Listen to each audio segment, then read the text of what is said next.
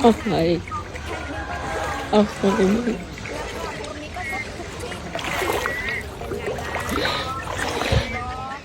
เอาไปเล็กเอาไป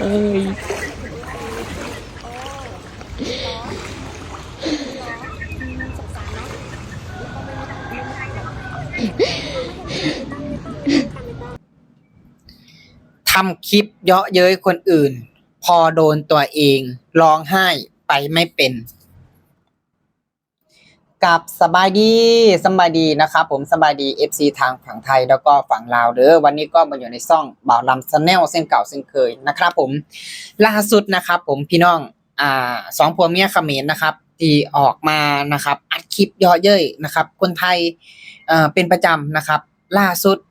โลนกับตัวเองพี่น้องเพราะว่าเพิ่นเป็นแม่ค้าออนไลน์นอนอยู่ในเขมรพี่น้องล่าสุดน้ำท่วมโรงงานเพิ่นแล้วพี่น้องโอ้ยเป็นจังไดบาดนี่เข้าใจความรู้สึกแล้วบ่นะครับเข้าใจแล้วบ่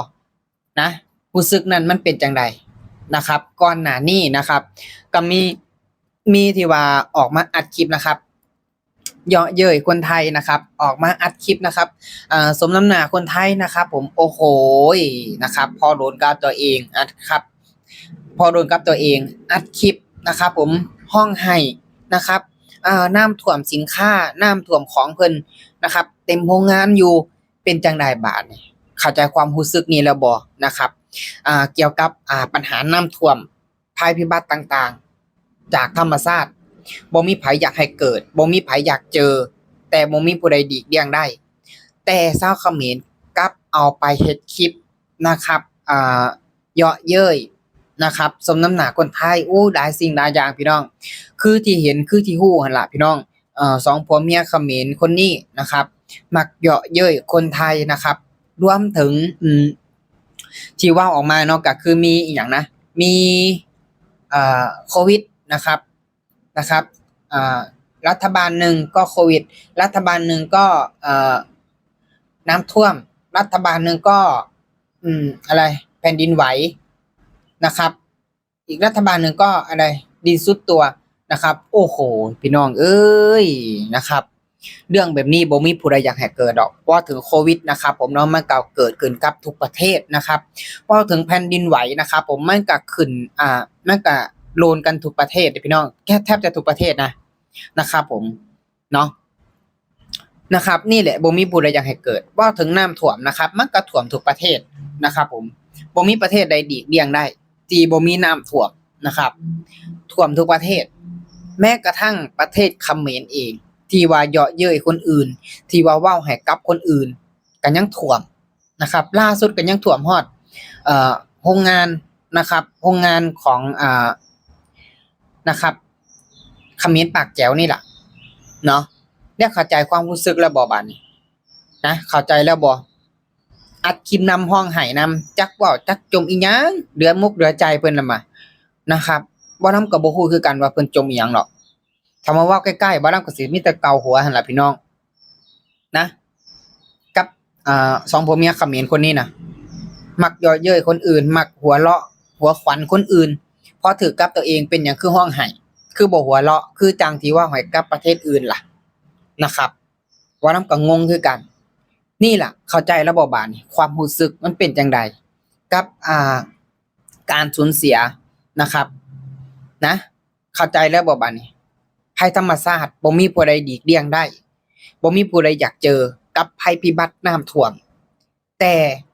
มันก็ดีกเลี่ยงบ่ได้ในเมื่อถึงขั้นถึงคราวถึงเวลามันก็ท่วมเห็นแล้วบ่บาดนี้เข้าใจความรู้สึกแล้วบ่ขณะนั้นโอ้ยออกมาเยาะเย้ยคนไทยเอ้ยน้ำท่วมเป็นจังไดสบายดีบ่คำว่าสบายดีนี่น่ะมันเป็นภาษาลาวเด้อมันบ่แม่นภาษาเขมรนะครับมันบ่แม่นภาษาเขมรคำว่าสบายดีบ่มันเป็นภาษาลาวอยากเก่งแต่เคมหลายนี่ล่ะเคมของคนอื่นจนชินนะครับจนชินจนติดปากจนหลงออกมาเห็นบ่ล่ะบาดนี้เห็นบ่ล่ะเข้าใจแล้วบ่บาดนี้ความรู้สึกนะครับที่โดนนะมันเป็นจังใด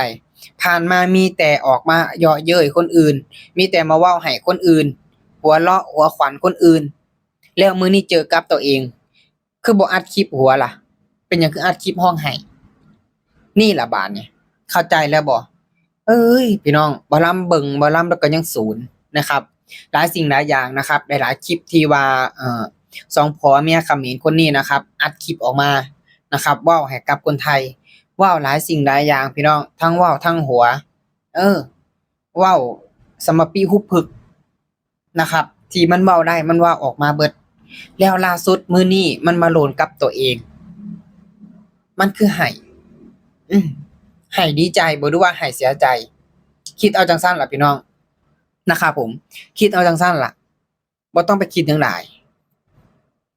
นะมันแบบมันมักแบบสมน้ำหน้าคนอื่นหั้นนะมันมักเยาะเย้ยคนอื่นแล้วมื้อนี้มันมาเจอกับตัวเองมันอาจสิดีใจก็ได้มันถึงอัดคลิปร้องไห้อยู่นะครับเห็นน้ำท่วมโรงงานเห็นน้ำท่วมของเจ้าของเข้าใจความรู้สึกแล้วบ่บาดนี้เขมรนะครับผมนะเรื่องภัยน้ำท่วมเรื่องอันเนี้ยมันเป็นภัยธรรมชาติบ่มีผู้ใดหลีกเลี่ยงได้นะครับเรื่องของแผ่นดินไหวก็คือกัน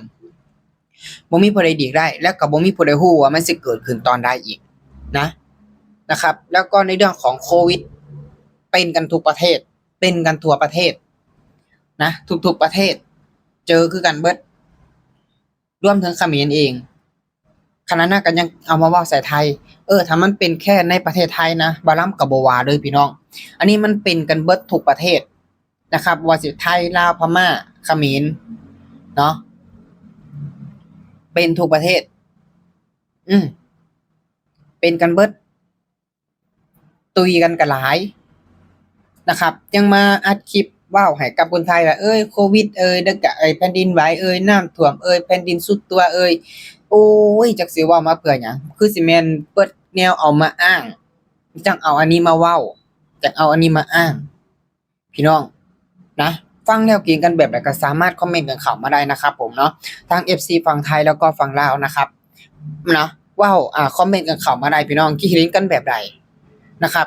คือบ่นำก็บ่เข้าใจสองผัวเมียเขมรคนนี้ก็คือกันเพราะว่าที่ผ่านมานะครับเขามักเยาะเย้ยคนอื่นเขามักลอกเลียนแบบคนอื่นเขามักหัวเราะคนอื่นด้วยความแบบสะใจแล้ววันนี้มันมาเจอกับตัวเองมันเป็นหยังคือร้องไห้นะครับบ่นำก็อยากฮู้คือกันมันคือบ่หัวเราะคือจังที่เว้าให้กับคนอื่นนะในเมื่อเจอกับตัวเองแล้วเข้าใจความรู้สึกนี่แล้วบ่รู้สึกของความเสียใจเรื่องแบบนี้ปัญหาแบบนี้บ่มีผู้ใดอยากเจอบ่มีผู้ใดอยากให้เกิดแต่มันก็ห้ามบ่ได้เพราะว่ามันเป็นภัยธรรมชาตินะจำไว้เขมรจำไว้ให้ดีนะครับนะอันนี้ก็ขอฝากถึงเขมรฝากแชร์ออกไปให้ถึงเขมรพี่น้องนะครับผมฝากแชร์ออกไปนะครับผมนะพี่ๆนะครับ FC ทางฝั่งไทยฝั่งลาวนะครับผมเนาะฟังแล้วเขียนกันแบบก็สามารถคอมเมนต์กันเข้ามาได้เด้อพี่น้องสำหรับคลิปนี้นะครับบ่าวลำก็จะขอฝากกับเพียงเท่านี้เด้อ